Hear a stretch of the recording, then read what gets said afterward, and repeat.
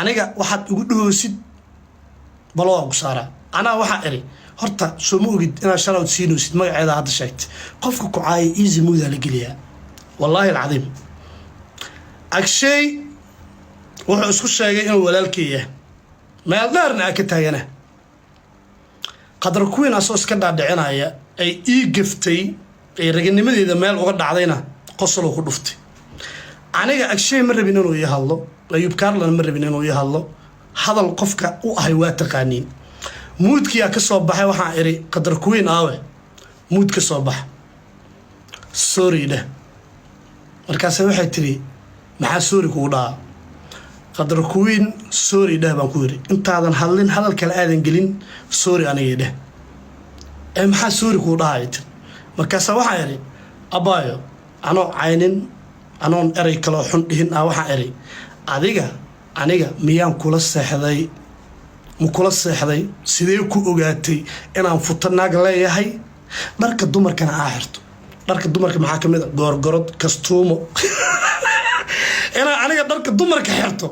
dabadeedana ay sida dumarka u weyn tahay maan ku cabay see ku ogaatay abaayo waa weydii anoo caynin markaas waxay tiri sorry aniga Soomaaliga ay dhibo Soomaaliga meeshas ila galay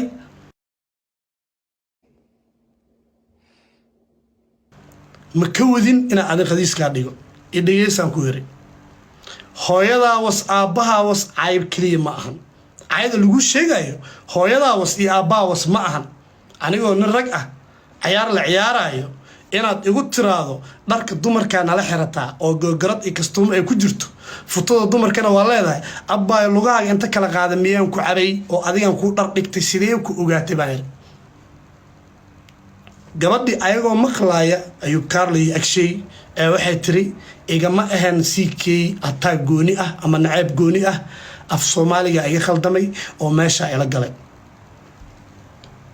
waayahay baan ku iri no problem laakiin ogow baan ku iri sister ayada hooyada was iyo aabaa was kaliya ma ahan haddii nin rag ah ku tilmaamtid kaniis hadduu inta bartaas kugu dhago ku kala qaado kuusi ogow inay jawaabtaada tahay aan loo haysan saacadaha waxa ku tilmaamtay ma joogti leeyahay iska ilaali baan ku yiri hadda ka bacdi nin rag ah in aad kaniis ku tilmaamto adoo qof dumar ah wax qurux badan ma inta sheekada markay marayso agshay waa soo noqoyay waxa uu yiri sister Qaali ani waxa rabtidaa dhigi kartaa anigu guriga hadlaya u fiirsada gaaysa wuxuuna leeyahay idab daran tahay Allah ya soo la saaran waxa arkay asoo hadal ku bilaabay oo dhahayo walaalka saaxiibtinimo kaliya nagama dhaxeenin walaalnimo naga dhaxaysay yani misdheenin walaalka anfalow ku dhigi kara oo kale warun ana xitaa misdheenin walaalka agshay anfalow isdheesin ana xitaa misdheenin waayahay maxaa ku umaado waa marka asaga marka miduu sameeyaa waxay ahayd markii xalay uu live ka saarnaa dadka umur sharaxin wixii keenay kaliya wuxuu yiri walaalka waxa arkay live anagoo saaran oo kaftameynay kaftankaas ka bacdi walaalka gabar oo meesha nala saarneed hadal dhahday hadalkaas ku qosolnay